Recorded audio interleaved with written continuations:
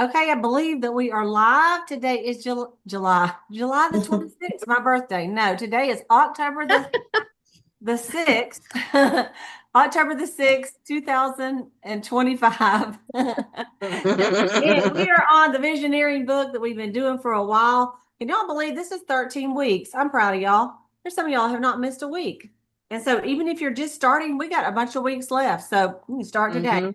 But today is chapter 13. So I want you guys to turn on over to page, they don't do pages on the front one. I guess it's 177, 177. 176, 177. 177, moral authority. Moral authority. So this was a little bit longer chapter.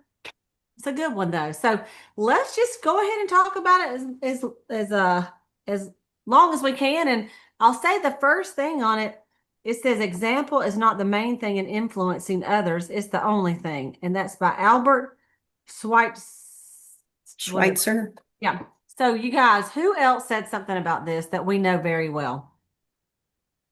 Mary Kay. Mary Mary Kay. Kay Ash. What did she say? Lead by Lead by example, example, by example, by example. That's right. She said there's only one way to lead, it's by example. And then she say it three. She goes, there's three ways to lead: by example, by example, and by example. And that's really, it's the truth, isn't it? And how many of y'all have ever had someone in your life that did not walk the talk? Like they said one thing, but they did another thing. And as soon as that happened, they lost they weren't an influencer in your life anymore, because you're like, yeah, they say that, but this is what they do, right? Yeah. So that's kind of what this book is about. And so let's go ahead and just flip over to that 178 and let's look at that page. What I know some of you probably like highlighted or maybe had something that stand out to you on that one page, 178. If you'd like to just tell me what stood out to you on that page, I would love to hear it. Can I say the first line? Yeah. Yes. That's what That's I put right. a big old fat star by. Go ahead. Yeah, Me too. no, your influence is far more critical to the success of your vision than your position. That's right. Because have we seen people in a high position that didn't have a lot of influence? And we all had seen that too. Okay, who else has something on there? I do. Okay. This has been an interesting weekend. And this chapter just hit me flat in the face. And here's a good example. And I'll try not to take up a lot of time, but I have a little story to tell. So Okay. this weekend, I had planned on going to retreat. And then I had three conflicting schedules going on. So one drops off, one's too late to come back to retreat. Another opportunity popped its head up. And I said, you know what? So my trade is I'm in the insurance industry, financial services industry. And I've been there for many, many years. And I was with a company, or been with a company for over 10 years. And they're good friends of mine who own the company. And so through the years, I have really been trying to build an agency within this organization. And through the years, this person of influence who was a neighbor, and I was really, and still I'm good friends with his wife. Anyway, we both kind of started in a place where the economy tanked, and I had divorced, and he had lost his job, so he was building up. I had already had a background in insurance, so here was this opportunity to get on my feet financially. Through the years, I've been trying to build this agency, but he'll say one thing, something else is different. Okay, you get where I'm going with this. Say one thing, do another. He has built this company, and actually the owner of the company, they've been trying to build this, and people come in and people leave. People come in, people leave, which is part of the business. We see that in Mary Kay. But at the rate that people leave has always kind of been like, why is this happening? But anyway, so long story short is I have been struggling through years because he is a person of influence that in my life, and I kept thinking that maybe I'm the problem. Maybe it's me. Maybe I'm not getting it, or maybe I misunderstood when he said we're going to do this, or the company's going to do this, or let's do this, and then he doesn't show up, or I never hear from him. You get where I'm going with this. Mm-hmm. But yet I hold on for years and years. Now, at one point in my life, many years ago, God gave me a vision. And for a million different reasons, I didn't obey that vision and was not able to pursue that vision for a very, very long time. Up until about a year, almost a year ago, I had, out of the blue, this opportunity to come back to this vision. And it absolutely excited me. I was thrilled, and then it scared me deeply. And now I have two tracks. I had God's vision and I have my vision. Reading this chapter, I'm just like, oh my goodness. I have a person of influence, says one thing, does another. I'm in a conundrum, letting fear and not allowing God's vision and not obeying God's vision for what He gave me many years ago. And I have a second opportunity that a lot of people, many people, nobody gets.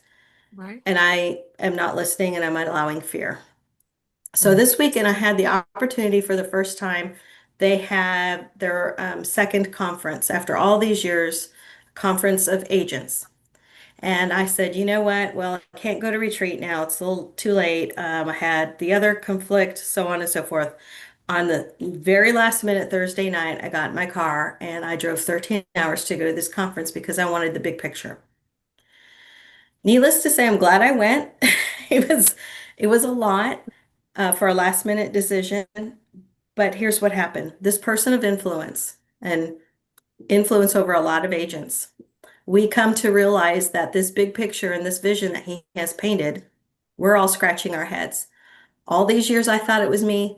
I thought I wasn't catching the vision. I thought I just maybe wasn't cut out for this, or all the things, until people around the table, when we went out to dinner, are saying, hey, have you noticed? And hey, and all this. So again, you know where I'm going with this.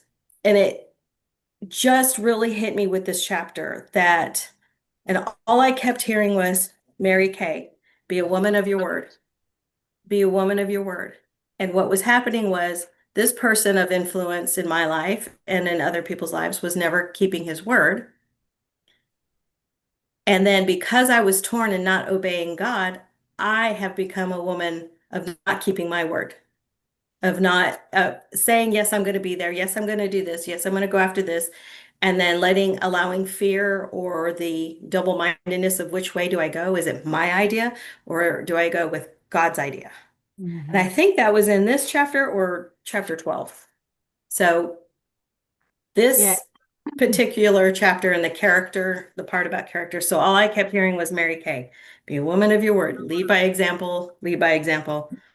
So I'm sorry I took up a lot of time. You know I was what, trying. though? Sometimes, I mean, like the good thing is now you know.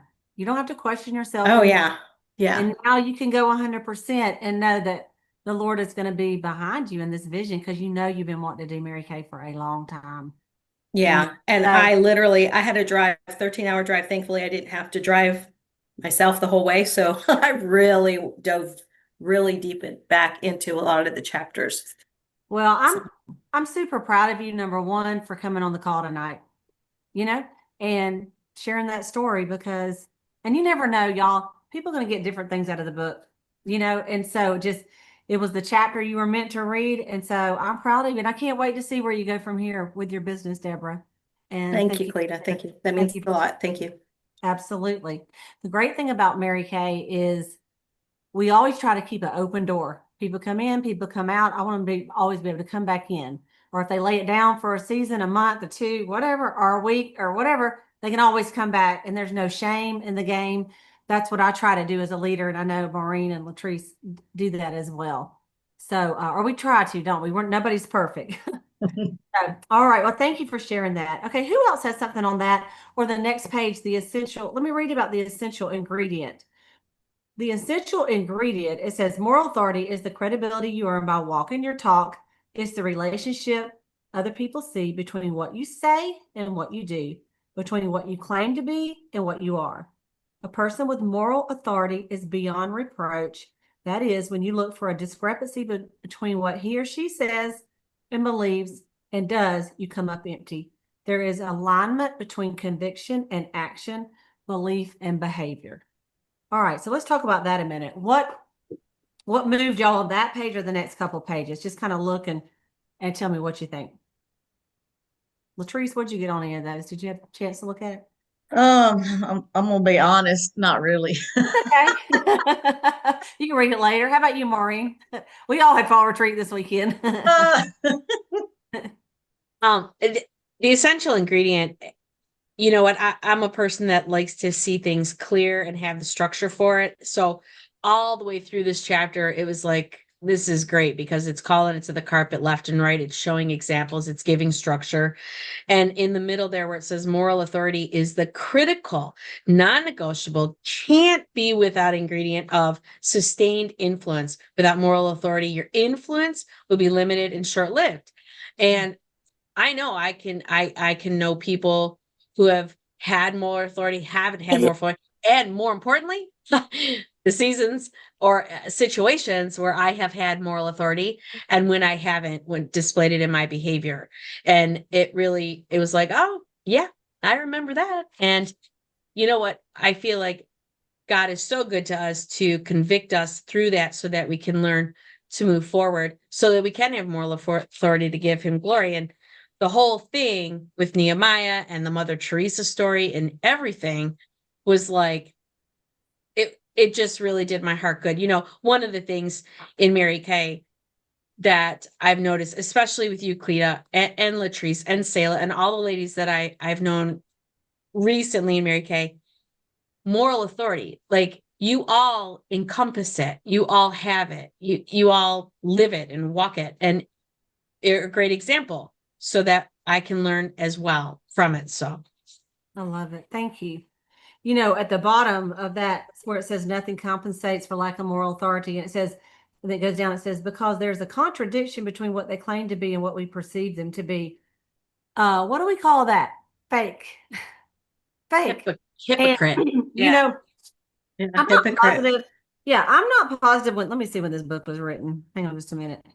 Okay. 1999. So we did have internet then, but you know, more and more today, 26 years later from this book when it was written, do y'all believe, like I do, that there's a lot of fake stuff out there, and especially with AI, you don't know what's fake, what's not sometimes.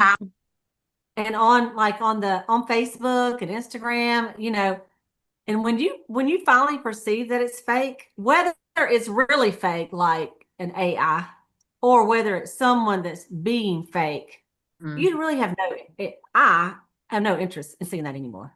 You know, I like anyway.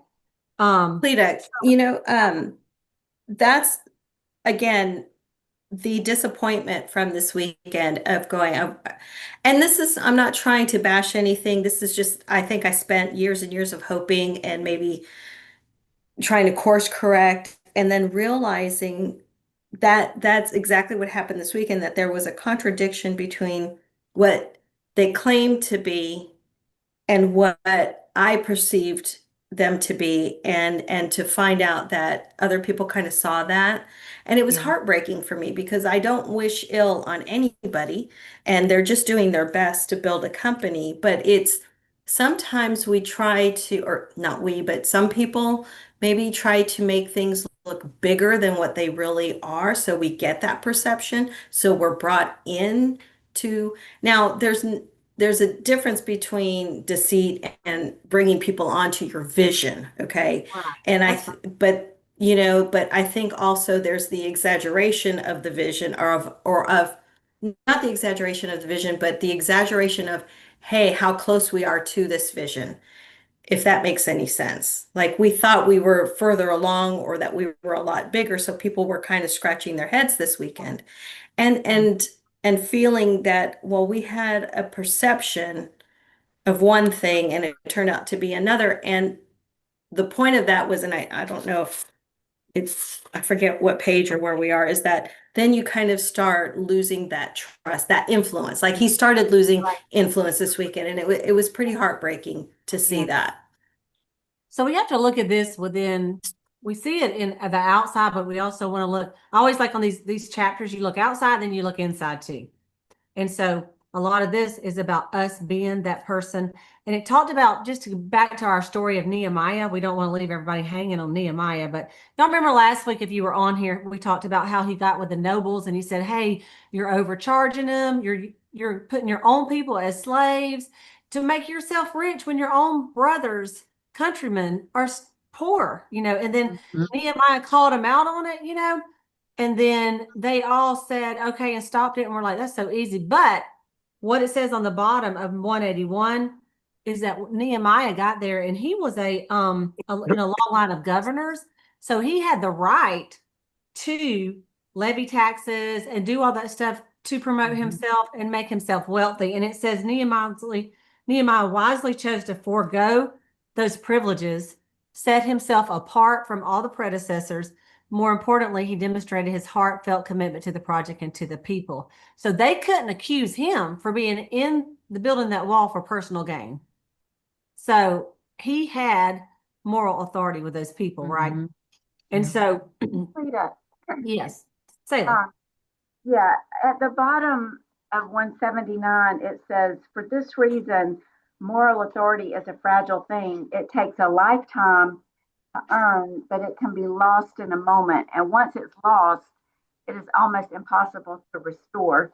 Um, like Nehemiah, and even in our lives, or Mary Kay, or what, we stand for whatever principles we say we stand for. But when the pressure is applied, like in Nehemiah's case, it's like, will the real person please stand up? And I think that's when we lose our footing, is saying that we are one way, and then when the pressure is applied or in a situation, we act a totally different way. And I think Nehemiah is such a great example of just standing firm. And even though it might have not been it was popular with the people, but not among his peers.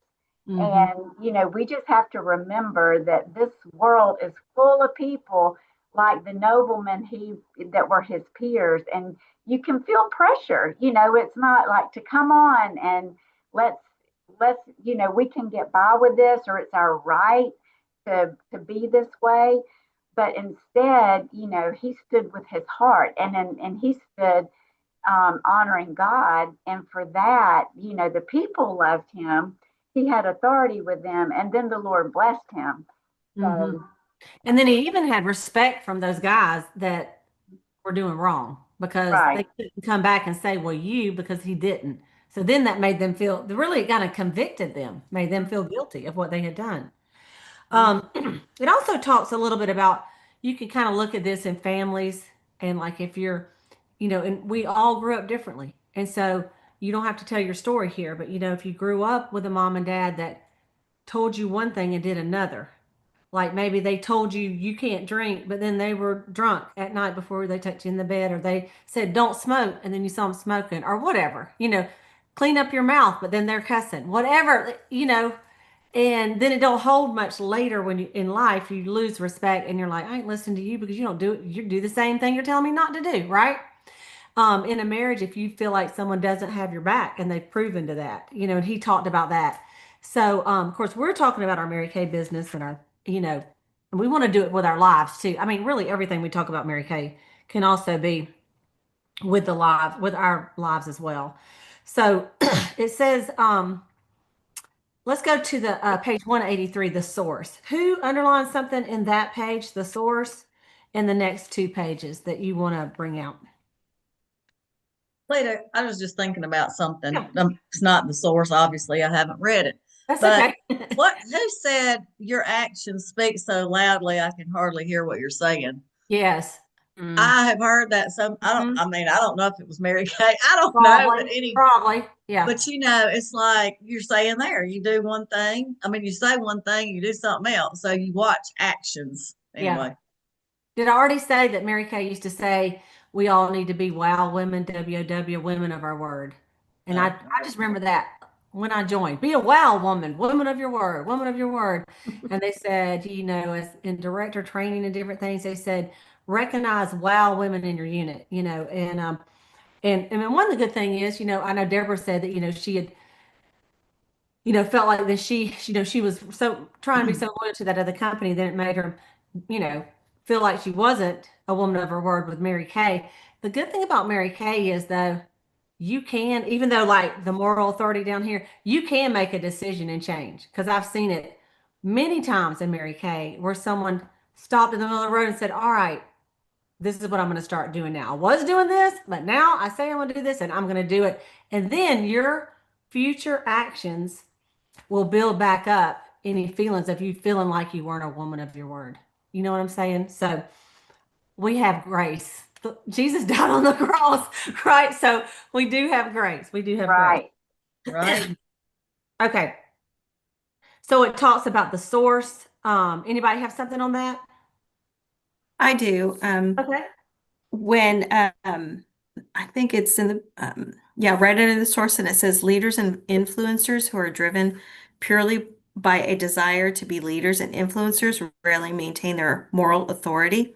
Why? Because great leadership is rooted in something other than a desire to be a great leader. Influence is rooted in something other than a desire to be an influencer. And then further down, it says, so basically the difference between Nehemiah's decision to forfeit his decision stemmed from reverence for God and his commitment Right. to the vision. Right. I underlined that too. But out of reverence for God, I did not act that way. Instead, I devoted myself to work on this wall. Thank you. Go ahead and turn that next page, you guys. One of the things that says in the middle of that page, it says, it goes further. Here's where so many people get with God. Here's where so many people with God ideas veer off course. As a leader, you must be willing to do the right thing, even if it jeopardizes your vision. You probably need to let that sink in. It says the day will come when you're faced with a set of circumstances that on the surface will seem to dictate that you compromise ethically or even morally for the sake of seeing your vision through. So I think that's something we need to be careful with for ourselves as well, right? Yep. And then it goes to shortcuts, about taking shortcuts to get stuff done. And a shortcut is not like being efficient is one thing, and then doing a shortcut where you don't do all the things you're supposed to do to get there, it usually doesn't work out too great, right? When you take a shortcut to do it. It says he took a risk by confronting the leaders the way he did, but to ignore what they were doing, to pretend everything's fine, would have been a compromise of integrity. So he put the vision on hold in order to address the issue of right and wrong of what the nobles were doing. He could have just said, oh, well, y'all don't worry about it. Let's keep going. Right. But he stood up for him. And so I thought that was good. All right. Building block 14, it says abandon the vision before you abandon your moral authority. So if you have to choose between, that's a bold statement, right? Abandon the vision, do the right thing. Another vision will come along for you, or it wasn't the right vision after all. If you have to cheat to get there, does that make sense? Mm-hmm. Yeah. And then it has the story of Mother Teresa, and that's several pages for that. Okay. Anybody have anything they want to say about that? The next few pages. Other than the story was amazing, and I loved how she stood her ground. She said what she lived, and it didn't matter who was listening. Mhm. And I thought it was beautiful. I mean, gosh. And I mean, can you just imagine being in the room while she gave that speech? No, no. Yowzer. I matter of fact, I'm going to try and find it on YouTube and listen to it. It's got to Yeah. be somewhere. Yeah. I mean, I bet it is. Oh my It was gosh. talking And about abortion and the children yes, and, yes. And I mean, she's in a room full of bureaucrats, and I thought, and what is she? 4 foot nothing? I mean, she's little in stature, right? Yes. I mean, she had to step up on a thing to get to the podium. And I thought, oh my gosh, God is so big in her that she knew And because of how she lived her life, she was able to speak boldly like that. And if you I didn't just- read it, it said that people stood up and would not stop clapping for 5 or 6 minutes after this little woman got up and told what she thought. Right. Amazing. Absolutely amazing. Definitely influencer Yeah, for God. absolutely. All But right, go she's ahead. an example of a person, and I'm sure that's why they included her, of no matter what, she made decisions based on the moral authority. Not, I mean, her vision was to help others, but she always, and that's like you said before, the problem, if you continue with your vision when there's something not just right, then you forfeit all the power you have in your moral authority. And so, as Mother Teresa, she just stood on God's ground and God's decision at every turn. And that's why she is so revered today. You know, I'm saying we're still talking about it. yeah. Yeah. How many years ago was that? I don't even know. Right? Oh, But you know, on top 19. of that, Yeah. in her autobiography, she talks about years and years of being in what she called, or what you hear, the dark night of the soul. I think that's what it is, where she didn't hear from God for years. Like, she was having inner turmoil about her spirituality and was she doing the right thing and all of that. Yeah, dark night of the soul. But she kept on going, in regardless of the circumstances, regardless of not hearing from God anymore like she used to. And so that I was bringing that back to what Selah was saying about the circumstances, Mhm. and still keeping that vision. Absolutely. Okay, so the next talks about the recipe on page 190. Says developing and maintaining moral authority requires three things: character, sacrifice, and time. Character, sacrifice, and time. So, what is character? What does character mean to y'all? Do what's right. That's what it's right there. Yeah, Yeah, to do what's right. simply the Keeping will. your word. As What be? God defines right. Yeah, Yeah. keeping your word. It says it assumes you'll abide by his word when it benefits you and when it sets you back. So, Mm. I think that's pretty good too. Um, It also says keeping God's standards, values, and principles. yeah, I like that. And that's really, I mean, that's yeah. I mean, you have character, sacrifice, and time, then character, standards, values, and principles of the Lord. So thank you. Mm-hmm. Okay, let's go ahead and flip on over to sacrifice. So we've got character and sacrifice. People don't like to talk about sacrifice too much. Sacrifice is a word that you're like, that don't seem like a vacation. It says generally people will not invest more in a vision than the one who originally cast the vision. In order to get others to give sacrificially, you must lead the way. I thought about this today because y'all know some of us. In fact, I need to get this going. But the cancer chemo packs, and that people can sell. And then on the flyer of my friend Jeanette Thompson, it said, for every chemo pack you donate, I will match it. And that speaks a lot to someone that you're trying to get to, like a fundraiser type thing where you match. So if you sell 20 chemo care packets, it was like a 2-in-1 body wash, bath gel, and then the satin lips balm. And anyway, so if she sold 20 to someone, at the full price, she basically took the wholesale and bought 40, and she donated 40. Does that make sense? So she was putting in it too as well. So what if she never gave any? Say, well, no, that's a business. I'm just trying to make some money here. I mean, like people think, well, you're not even going to give to your own deal, right? So it does make a difference, right? And a lot of times, someone that has a fundraiser, like that starts it, a lot of times that person says, I'm going to write the first check.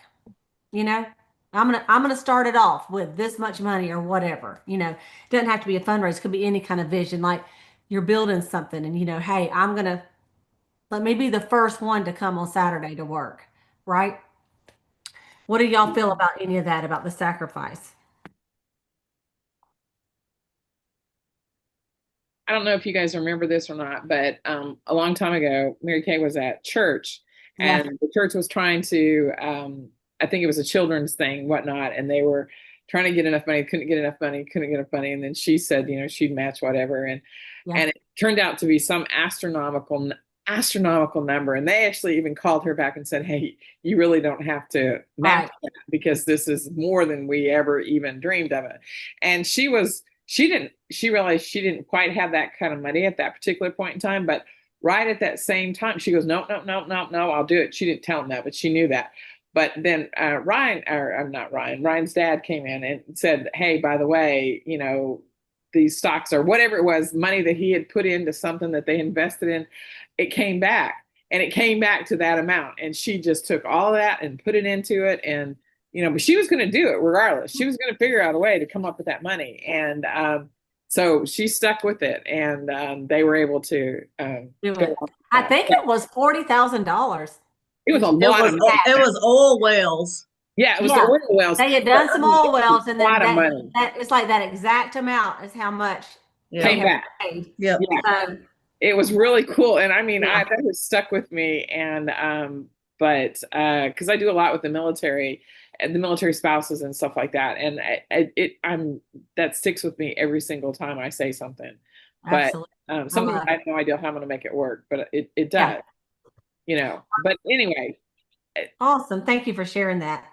Is Okay, that on just- 194, it talks about time. Okay, it says moral authority is not achieved overnight.